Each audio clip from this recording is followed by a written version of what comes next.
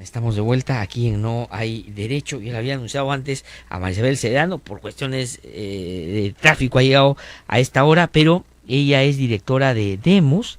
Demos es una institución muy importante que trabaja hace bastante tiempo sobre el tema de la igualdad de género, digamos, ¿no? De estos fantasmas con los cuales algunos pelean, ideología de género y estas cosas que son realmente inventadas, y trabaja por los derechos de hombres y mujeres, que una sociedad democrática tiene que acceder a lo mismo. Esa es la idea, ese es el sentido del trabajo que ellos vienen desarrollando, ellas vienen desarrollando.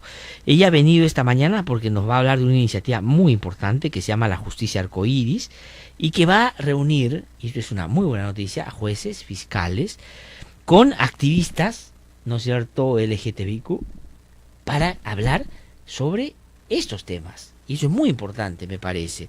Pero vamos a hablar de eso un ratito. Marisabel, ¿qué tal? Gusto saludarte, buenos días. Gracias por haber venido esta mañana. Glatzer, gracias por la invitación, por la entrevista y disculpa la tardanza. Sí, bueno, no te preocupes por eso. Solamente porque lo había anunciado antes, tengo que hacer esa anotación. Pero te voy a pedir, por favor, apelando a tu condición, además de profesora, una clase básica para gente que no sabe, para gente que se hace la tonta y no quiere saber, y para los que, digamos, sabiendo, ¿no es cierto?, que a veces dosifican un poco las cosas para no entrar a los temas de fondo. Frente a esta discusión que se ha dado sobre la derogatoria, ¿no es cierto?, de un extremo del decreto por los crímenes de odio, bajo el argumento de que no estaba expresamente solicitado que se legisle en materia de género, ni de orientación sexual, ni asuntos de esa naturaleza. ¿Qué es la violencia de género? ¿Qué es la violencia por orientación sexual? ¿Qué son los crímenes de odio? ¿Y por qué todas estas cosas eran parte claramente de lo que había que legislar en este momento? En primer lugar, el Congreso le delega facultades legislativas al Ejecutivo para que legisle sobre o contra la violencia de género. De acuerdo. Entonces, habría que preguntarle al fujimorismo qué piensa cuando habla de género. Exactamente. Ya. ¿No? Porque para todos los entendidos, para la academia, ¿no?, para las activistas, para todo el mundo, género no es sinónimo de mujer. Ajá. No es exclusivamente hablar de mujer. Tampoco es sinónimo de ni se circunscribe únicamente a hablar de la relación de hombres y mujeres. Ajá. Fundamentalmente en la primera etapa de los estudios de género, sí, efectivamente, se profundizó mucho para explicar cuáles eran las causas de las desigualdades entre hombres y mujeres, ¿no? Que nadie puede negar, que existen, cotidianamente se expresan. No, las brechas de género están reconocidas oficialmente por Naciones Unidas y por todos los sistemas internacionales de protección a los derechos humanos, y por eso se legisla y se desarrollan políticas públicas para que esto se erradique.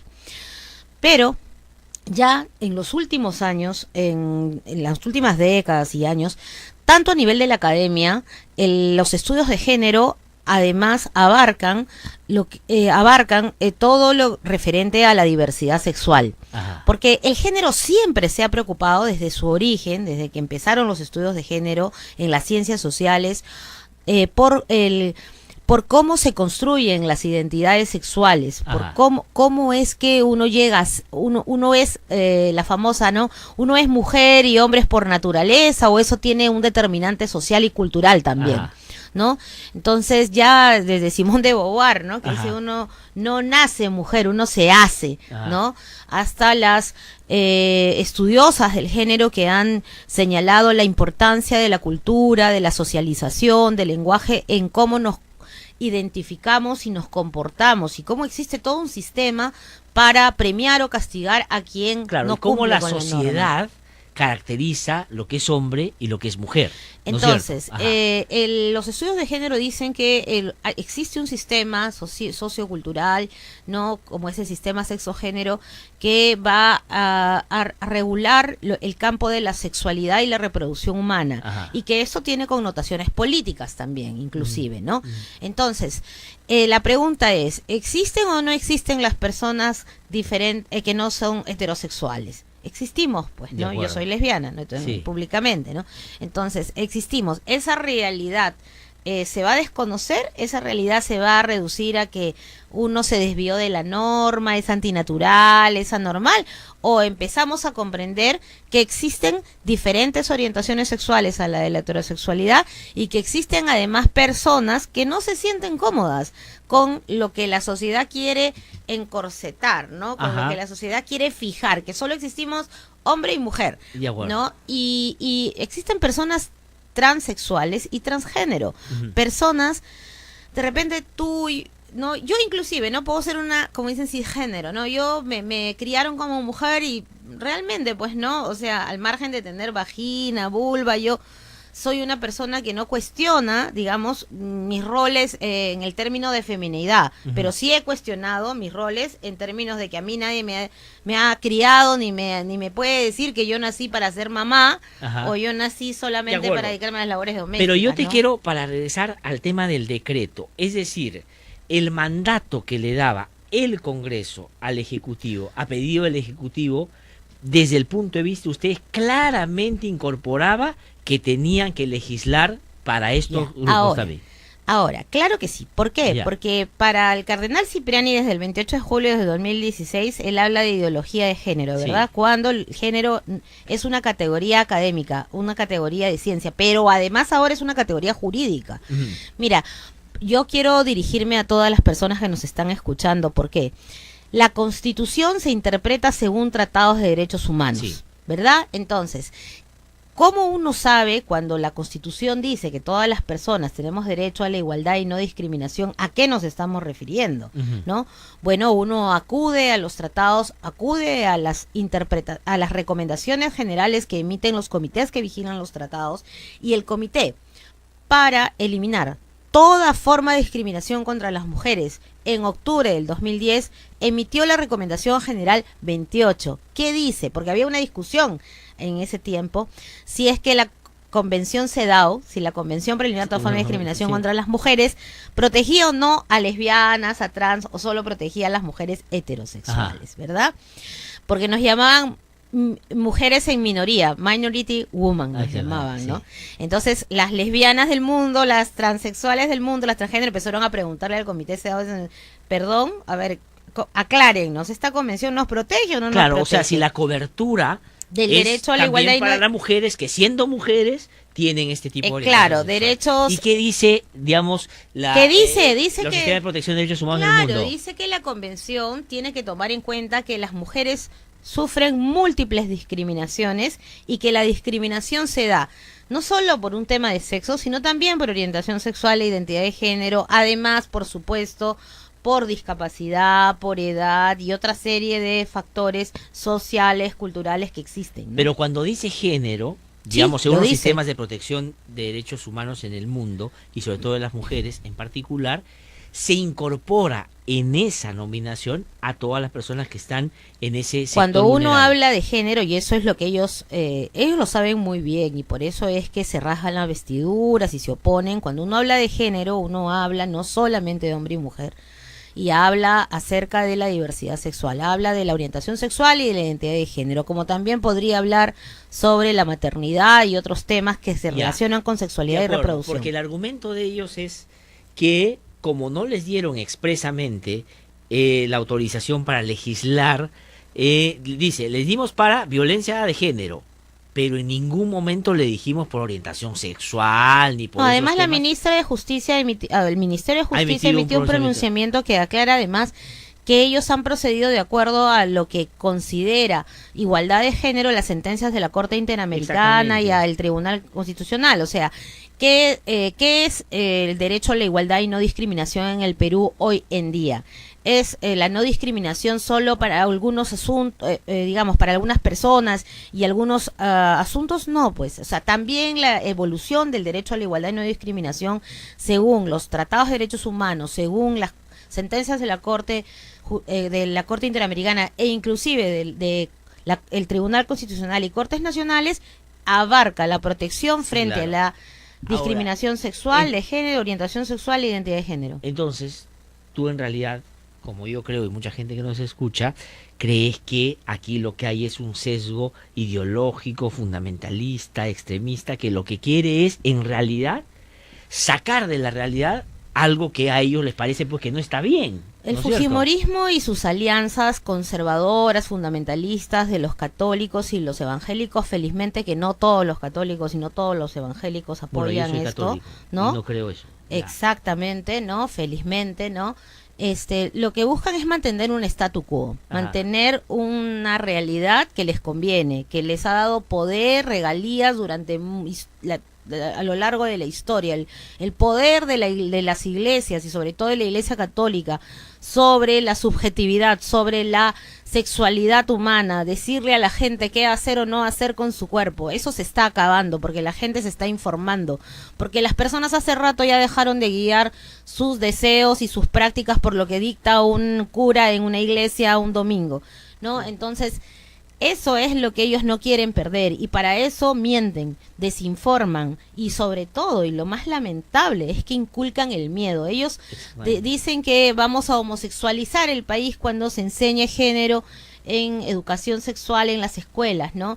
Eso no es así, pues, eso no es así. Entonces, ese tipo de argucias, ¿no? Y además también, ¿no? Ellos son una fuerza política antiderechos de las mujeres y las personas lesbianas, gay, bisexuales, transgénero, que son profundamente autoritarios y como no les ha resultado la salida a las calles, la salida a los medios, ellos están recurriendo a interponer demandas de acción popular ante el Poder Judicial, que tampoco les ha resultado porque la Procuraduría del Ministerio de Justicia ha sido impecable en su sustentación de que no pueden decir que el currículo nacional sobre educación es inconstitucional.